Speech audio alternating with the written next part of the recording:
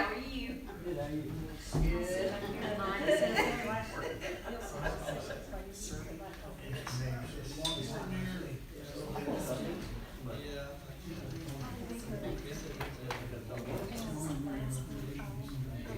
Like we just saw each other. Just saw you. It's been a month already. Thank you. Yeah, I know.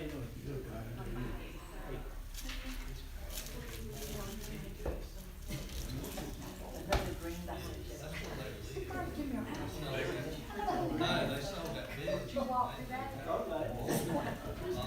I didn't see y'all at 6 o'clock, 6:30. That's probably. That's what I slept, I slept in until 6:30. Yeah. Felt lazy, I slept in. So I had, I was finished with breakfast, I was still reading the news, and then so I got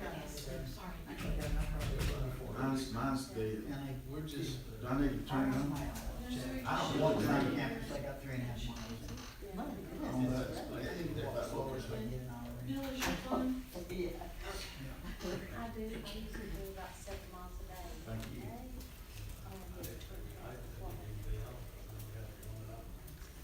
Because I'm not bored, I'm slowly getting back. Because I'm up to about 5 miles.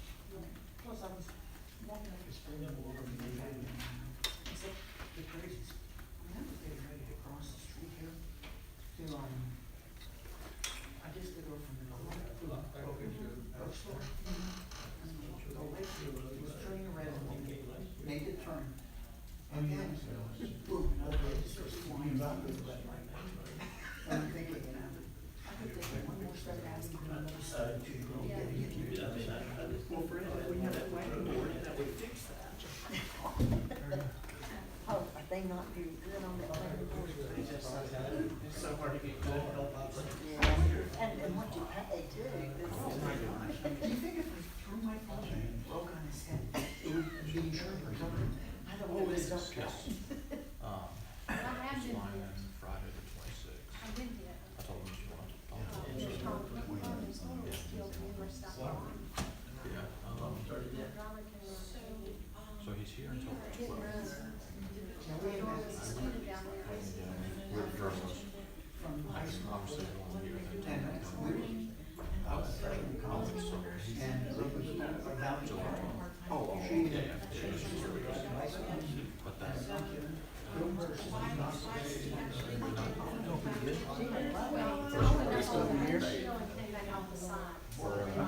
More to go. It was raining. 6 months. But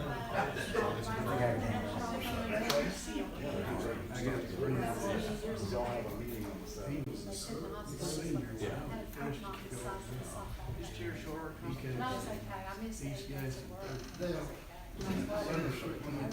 If there's anybody here that would like to speak during the meeting, please come up and sign in. You do need to sign in to speak. that's what you wrote us,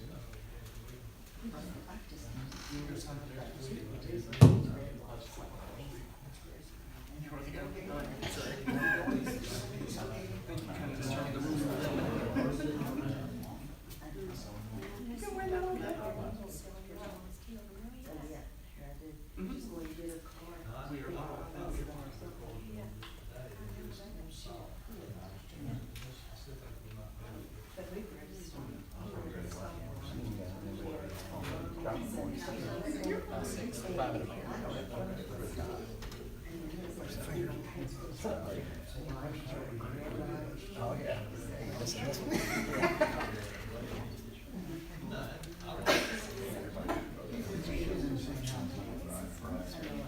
Everybody's in a hurry right now, you know. Yeah. Yeah, those 2 weeks on that. Sundays, we do 2.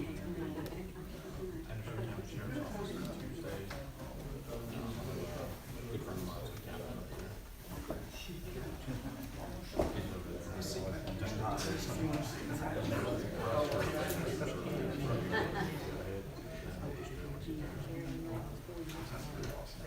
Yeah, so you should get a really cool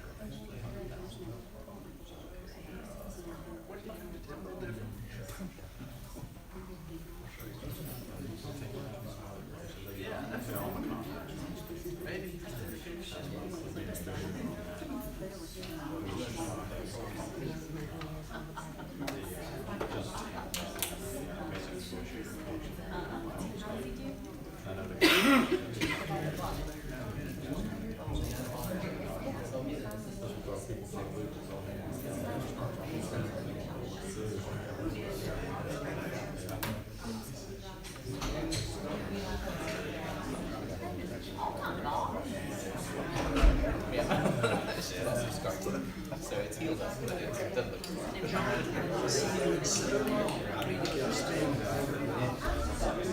It seems like we go months without seeing each other.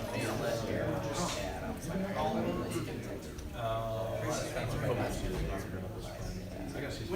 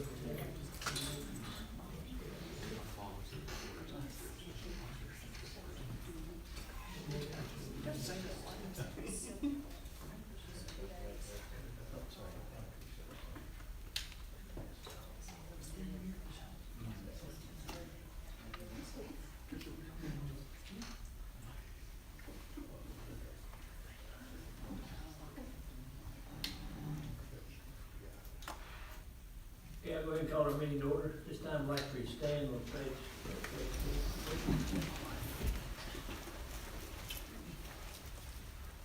Pledge allegiance to the flag of the United States of America and to the republic for which it stands, one nation, under God, indivisible, with liberty and justice for all.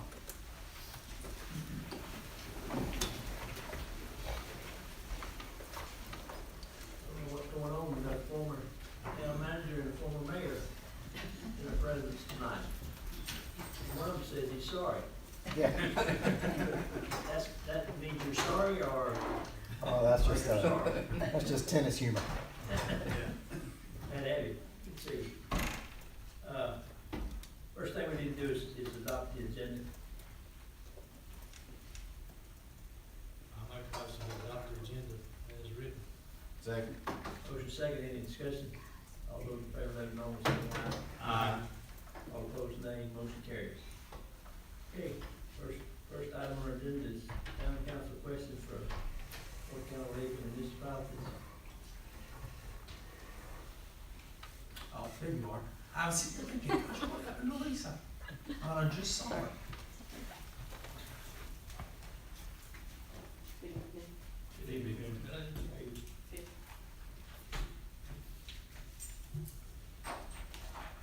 Questions? I got questions. So, could you explain to me in layman's terms why the league does not have or offer umbrella coverage, and explain the higher limits versus the lower limits in umbrella?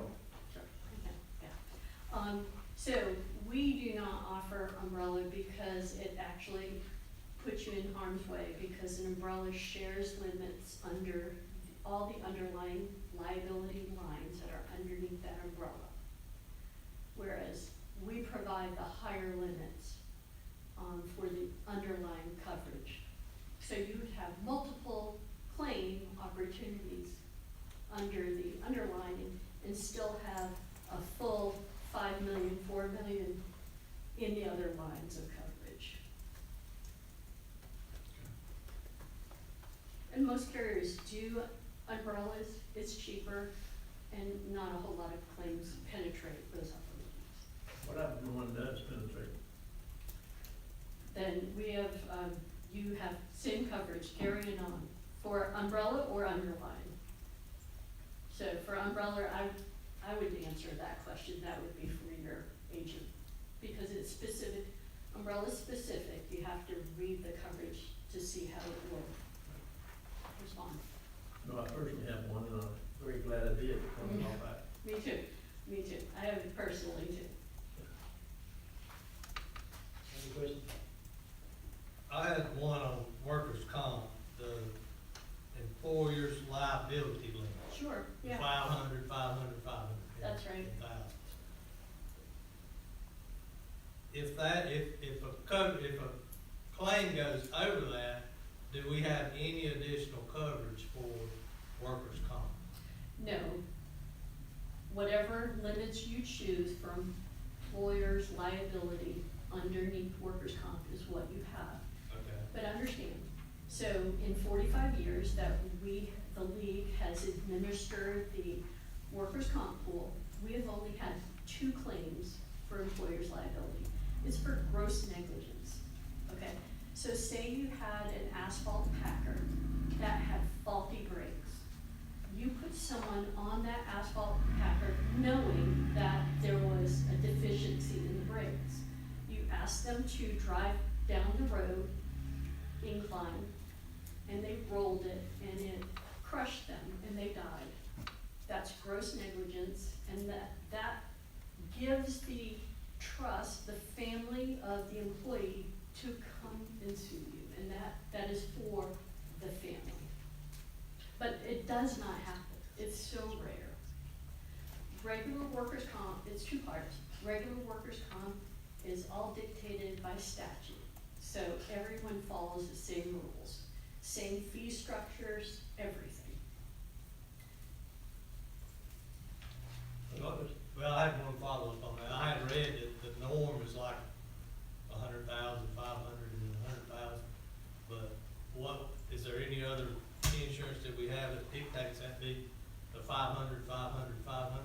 We offer 100, 100, 100, 500, 500, 500, or million, so it just depends on your appetite.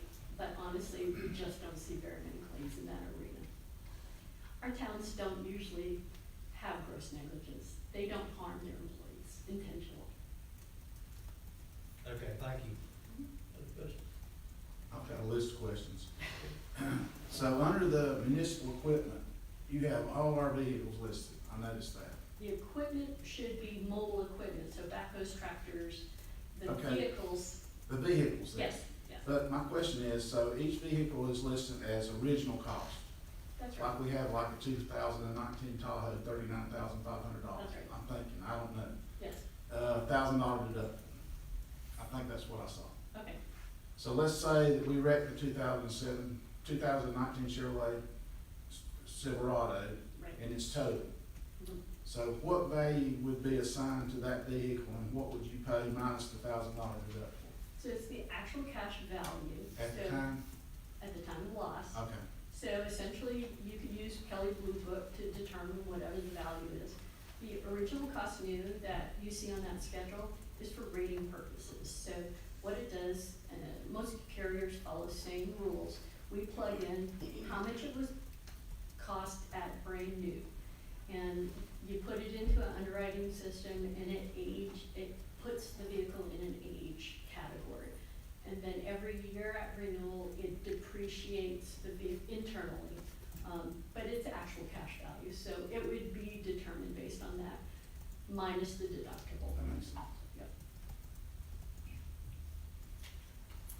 I still got questions. So you all sent us a document, County Boiling Springs Evaluation of Law Enforcement Insurance. So what is the cost to the town for this, and could you highlight some of the benefits that provided with that? The law enforcement liability Yes, ma'am. coverage, so, let me look.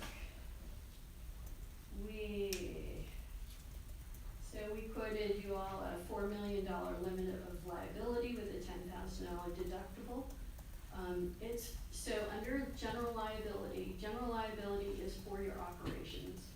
There's exclusions under general liability, and one of the exclusions is law enforcement activities. So So that means it's carved out, and you've got to write a separate line item.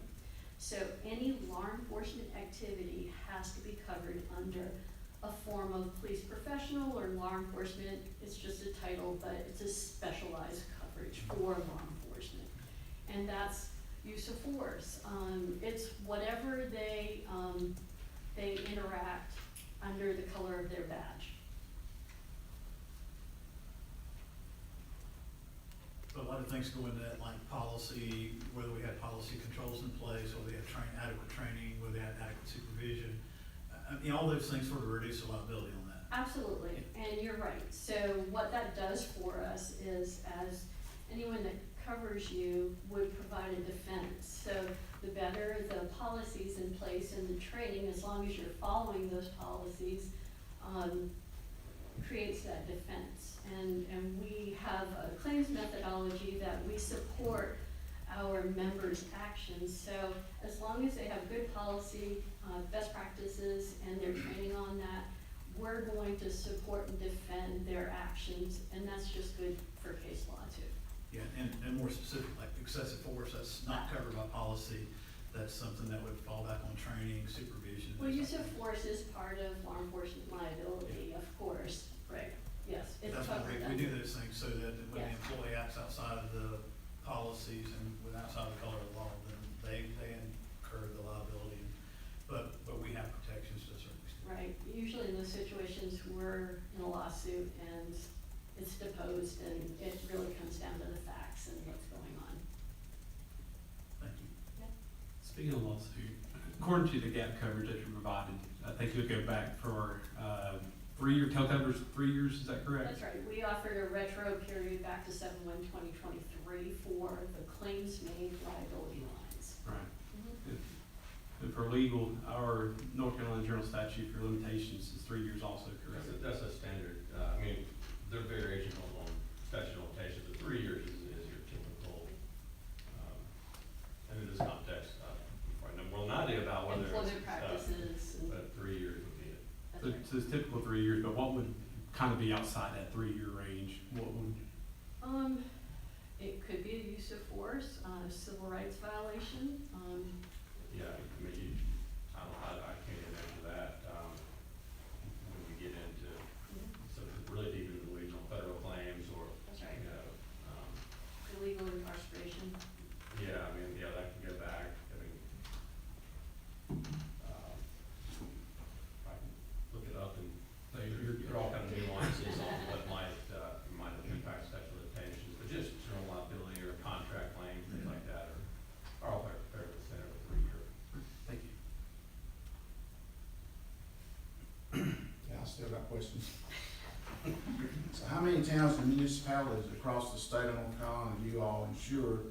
And if you can divulge this information, what are some of the towns close to us that you all cover? So for workers' comp, pool started in 1981. We have a total of 480 local governments in that pool. In property liability, that pool was created in 1986, and we have 440 units in that pool. As far as giving names, without their permission, I Okay, wouldn't that's do that. fine. I didn't know if you could, I didn't know if you could divulge that information. Yeah, That's fine. I would typically ask for their permission Okay. before I do that. All right. Last question for me, so, and I think you just said that, so how long have you all written these types of policies to cover our local towns and municipalities across the state? You said 81 and 86? That's, I'm asking, not working that good, that's the. 40 and 45 years. 40 and 45 years, thank you. Yes, sir. That's all my questions. Yep. And the majority of both pools started with 200 towns in both. I would say 80% still are in those pools today and have never left. I think it's important that I understand exactly what the league is. You're not an insurance company. We are not. We are a membership organization for towns and cities, and all we are is a third-party administrator of these pools. The pools, we have no assets in the pools. The pools are owned by the towns that are in the pools. So what happens when there's a big hurricane or something in one of those municipalities, then We we just would share that experienced cost, one. right? No, we actually, so what happens, we have secured treaty reinsurance for both pools. So in the event normal incident, if you were to go out and, have a really bad car accident and have a $4 or $5 million claim, the pool takes the first $2 million, and then we have reinsurance for the rest. We have reinsurance in place for catastrophic claims such as flood and wind claims.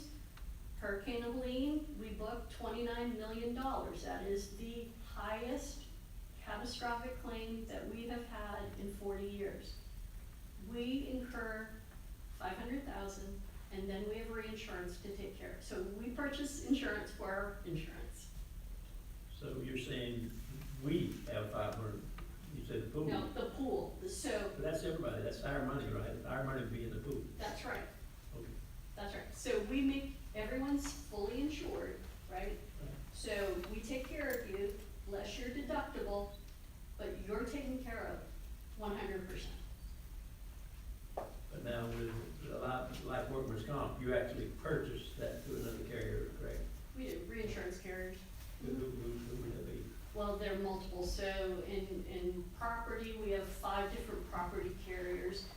Liability, we have one. We have a separate workers' comp carrier. Reinsurance, so they're above our levels.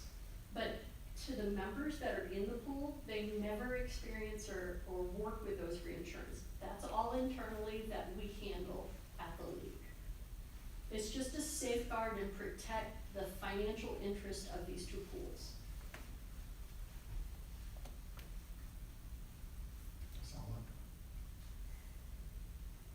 So I have one question, and you answered it for the most part, but if a municipality enters the pool, they can exit upon the due date. So, right, a part of joining the pools, there's a resolution to join and then an interlocal agreement signed.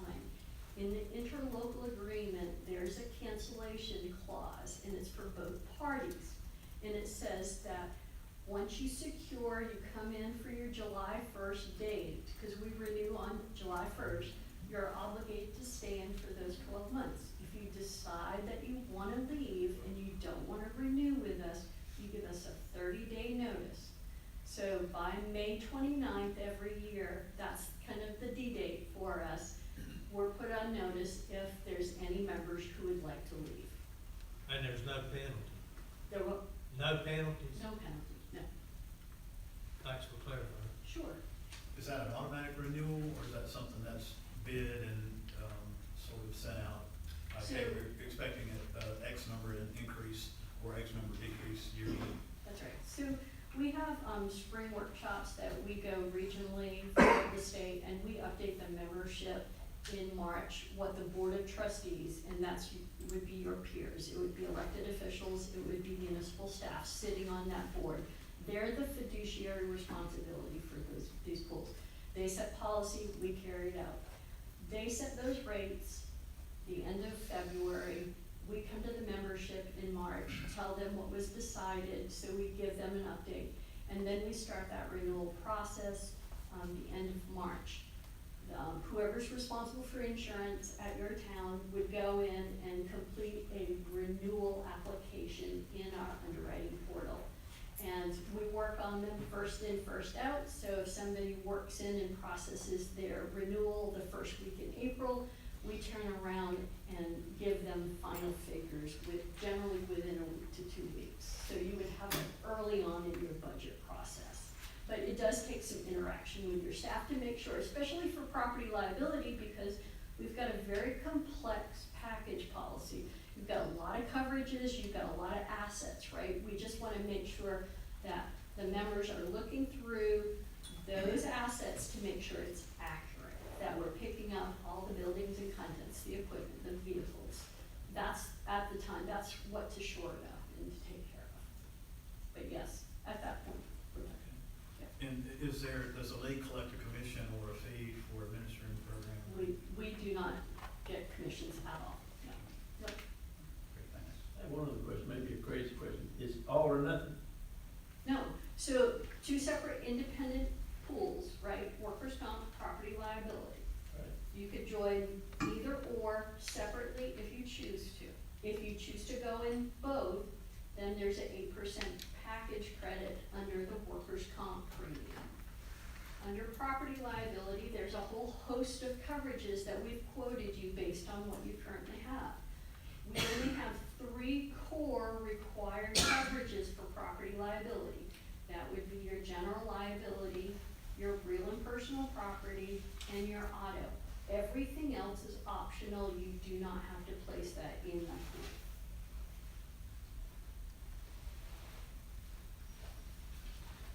You mentioned Helene claim coverages. Can you go into detail of some of the coverages that you provided? So we, under our policy, we cover flood coverage for buildings, structures that are covered, that are listed on the building and content schedule for flood zones B, C, and X.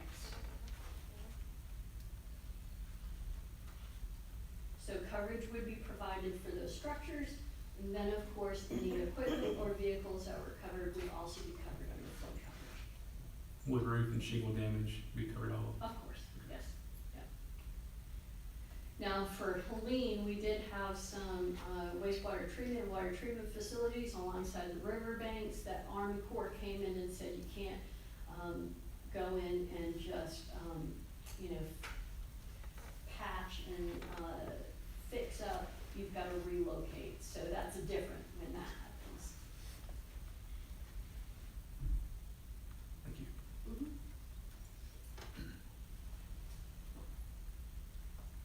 Other questions? So we would not have to have, so if we, trying to think how I need to word this. So with floods, so if something was deemed in a flood or flood hazard area, would that be something we cover, like our waste treatment center now?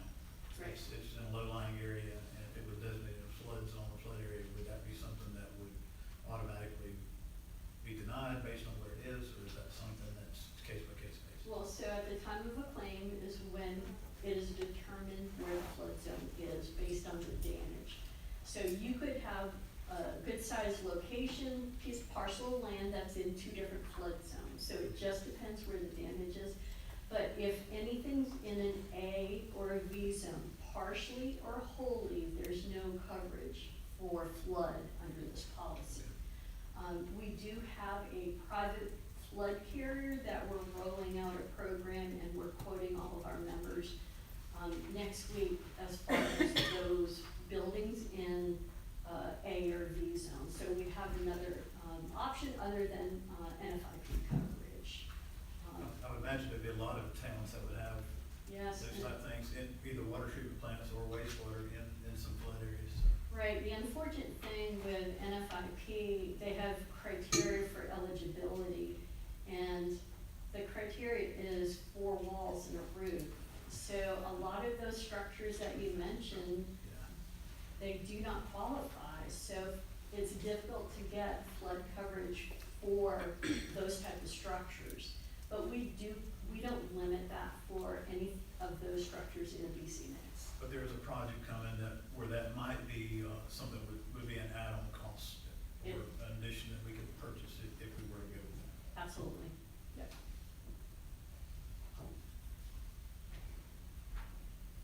Any questions?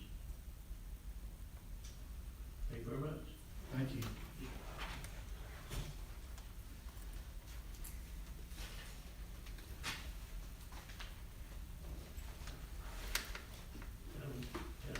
Now time for questions for Cameron Insurance, EMC. Afternoon. Questions for Mr. Davis? I do. Okay. So under the, I've got questions, I came prepared. So under the executive summary for the EMC premium, under the coverage type property, the main line shows a $2,500 deductible, and all the sublines under it show as included. Does that mean no deductible for civil authority and fine arts like our mural? What does that mean? What's the deductible under that? What is included? There's no deductible. All those are no deductible.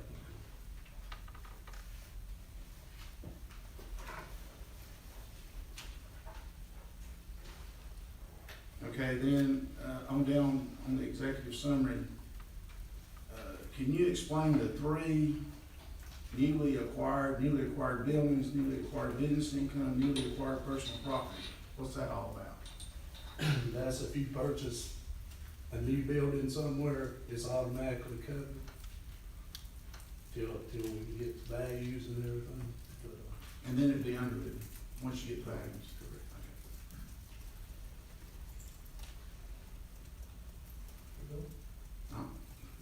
So the underground fiber optic coverage. So I'm just trying to figure, why would we need underground fiber optics or electric or cable? Because if something happens to that, the utility company's gonna have to pay for those.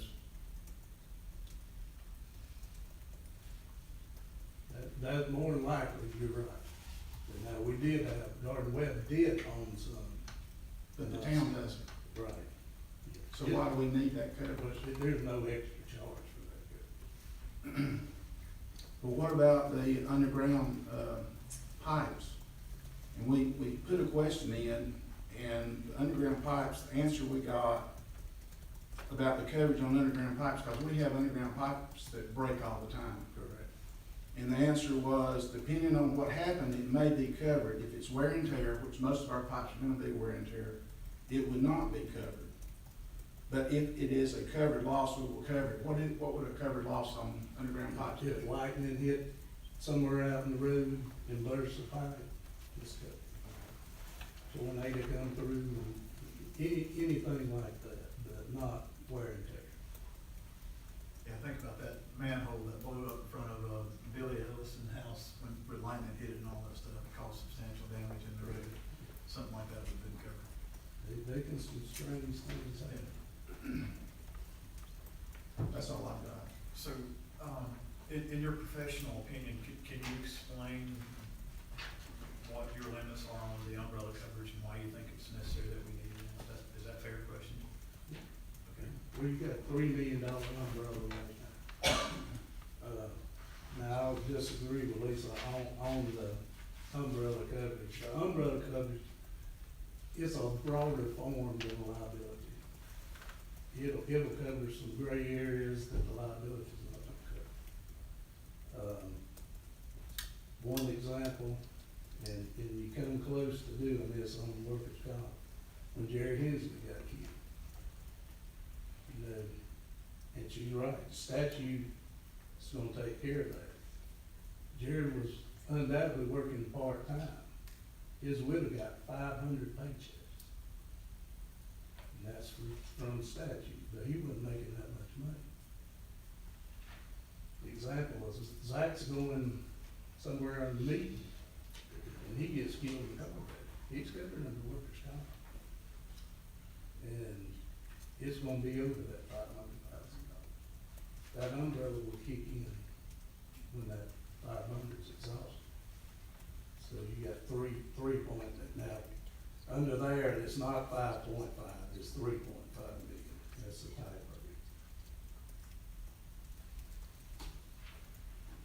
it. On that line 69 you're talking about? Under workers' comp. Yeah.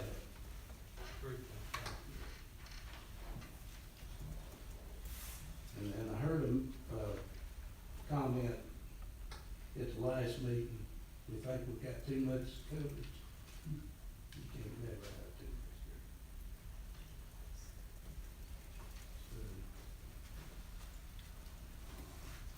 coverage. If you do stay with us, I would recommend you go to the $5 million umbrella,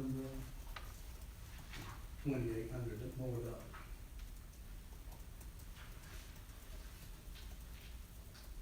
You never have too much coverage. And you may not can answer this, but I'm just gonna ask this, so I have sort of the legal same thing. So for you guys, I think your initial proposal included some type of commission or fees that you guys would get, but I think you guys have removed that. And basically. We did remove part of it. Yes. We gave up 10% of our commission. We make normally, probably an average of 15%, 7% on workers' comp, or 5% on workers' comp sometimes. But we we were willing to give up some of our commission. And I think that was my point, you guys were willing to negotiate and maybe could have, you know, if you had more time to tweak it a little bit. And EMC went back and cut a little bit also. Okay.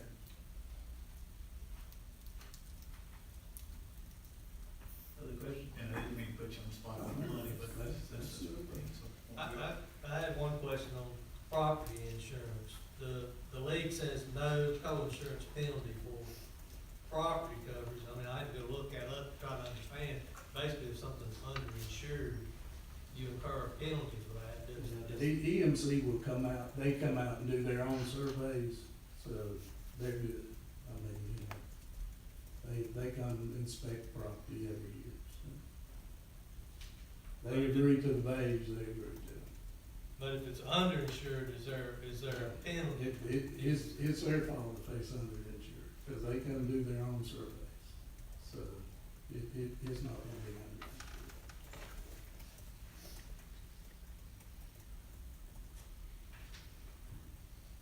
Other questions?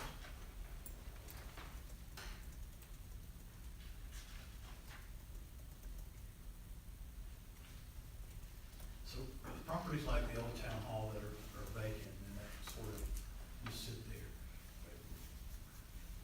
What kind of coverage should we have on something like that? I mean, that's sort of maybe that's a tricky question because, I mean, we own it and it sits there and, you know, it's sort of a weird thing for me to understand how we need to deal with that as far as insurance and liabilities and stuff.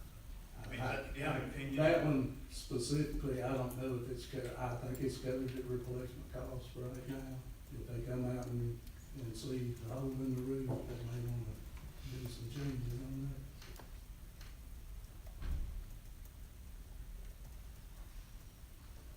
Other questions?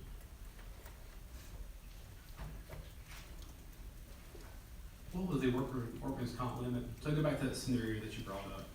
What is the limit for workman's comp? It's the same as the league quoted, 500. So that you would cover up to that, and then if the family sued, then that's where the umbrella would kick It in. wouldn't have to be sued, cause they're gonna pay the 500 weeks salary plus any funeral expenses or anything else. And if it's a dependent child, they would be paid some offset. So it could get over that 500 very easy. And that would be just pretty much automatic, it wouldn't be Oh, a yeah. suit, we wouldn't have to sue to get it. Yeah, it just kick in. or something.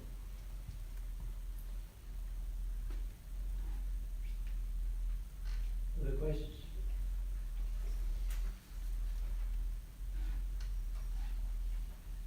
Thank you, Mr. Davis. Thank you for your time. Thank you, Ben.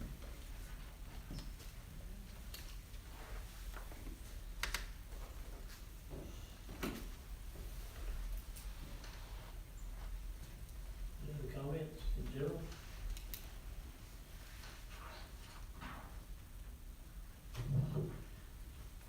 I appreciate all the information and the additional time to be able to look at the information. It's really hard for me as a person that doesn't deal with insurance on a regular basis to decipher through some of this, and I appreciate both the league and Mr. Days being here to be able to help explain some of these things. And I appreciate the council for some of the questions as well. It really helped me. Can the league answer that question as well, the same hypothetical scenario with the car wreck?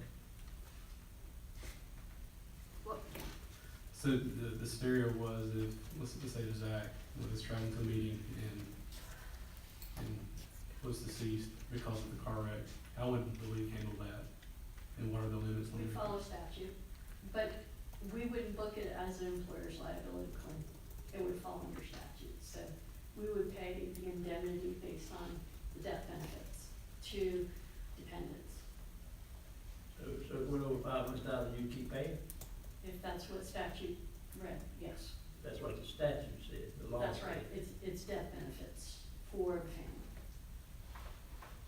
And we pay those all the time.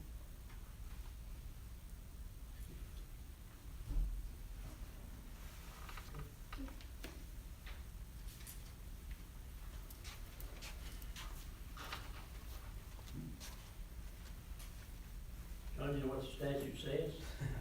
Workers' comp is a whole other game. I know it is, No, I think I barely passed that class in law school. I think it'd be good. No, that's very technical, that I don't find any experience or expertise in being able to begin answering questions all the time.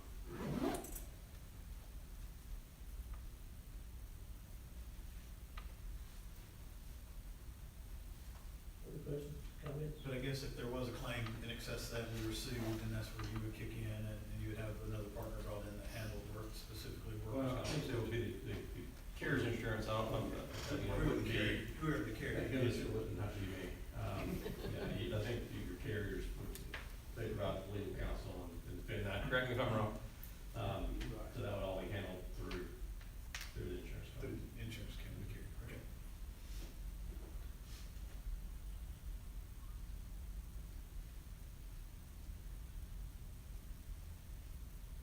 Okay. There are no further comments. You see your recommendation here from the staff that three resolutions here based on three different types of coverage. Or say something tonight. Two. Two. Yes, sir. One of them's acceptance. Two resolutions, one of them just accepted the insurance.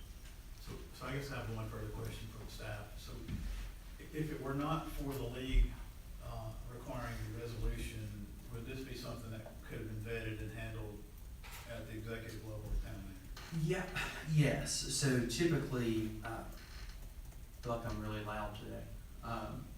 Typically, the choice of a vendor is not something that we bring to the board unless it is statutorily required for like construction, contracting, things like that, those procurement rules. And so generally speaking, staff can dispose of vendor contracts themselves without bringing them to the board unless it's something that is of a sufficient nature to attract the specific attention of the board. And by that I mean if it's something that I know you all care deeply about and that's something that potentially is something y'all are gonna want to weigh in on. But generally our office equipment provider, for instance, is not something I would bring to the board and say, hey guys, do you have an opinion on if we use XYZ office equipment provider? So typically we would select those vendors keeping in mind the town's procurement policy that this board has adopted, which suggests that staff are to conduct procurement in line with state statute, and after that point, to the best possible benefit of the tax/ratepayer of the town. And I guess I'm saying that you feel like, you've had adequate time and adequate information in order for people to have this as your recommendation. I do, yes, sir, I feel like I could sit for the North Carolina Insurance Brokers examination. I would not pass, but I certainly feel like I could sit there. Thank you. Thank you, Rhonda. For the record, that's Rhonda? Yeah, that's. Well, I mean, I guess, have you consulted with the other, I guess, the finance director about some of these things that fits into our budget? We had budgeted a specific amount for insurance, and both proposals are less than that, so we are still within that budget for this. We are, yes, sir. And knowing our finance director as you do, and notwithstanding her guffaw, immediately preceding this comment, I've never found myself in a situation where I had to ascertain or request an opinion from our finance officer. She has always provided that to me free of charge, and immediately, at the very moment it popped into her head. As she should. As she should. I guess whatever the decision of the board is, I would hope that we would instruct Zach and the staff to come up with a bid policy. And that we would, maybe in 3 years, we would formally bid our insurance. And when I say that, I think if we did that, all the council would know is, well, we're bidding our insurance this year. Then when those bids are open, then all we'd know is, well, so XYZ company was awarded the insurance based on the low bid of whatever. Very much the same way as we did when we bid contracts. And we can do that, if that's something the board's interested in, we can develop that. I was gonna say during the summer recess, but we have to meet in July. But we can do that during the summer and bring that back to you all, in August. Cause we'll do a review of our procurement policy in July anyway, and so we can add that as part of our local procurement policy. And I know audits, getting bids for audits is something, that the board has mentioned multiple times, and so that's another example of something we can bid, incrementally. Mr. Mayor, I put a motion on the floor, please, Okay. in favor of Hamlet Insurance. The motion is that we stay with Hamlet. Hamlet Insurance. Have a motion, have a second?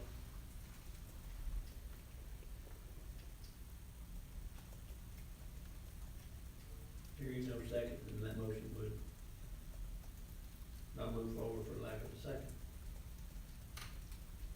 What's your pleasure? I'll make the motion that we accept the league's insurance and resolutions, 260602 and 26060203. That's my motion. Motion, Mr. Wood, Councilman Wood. Second.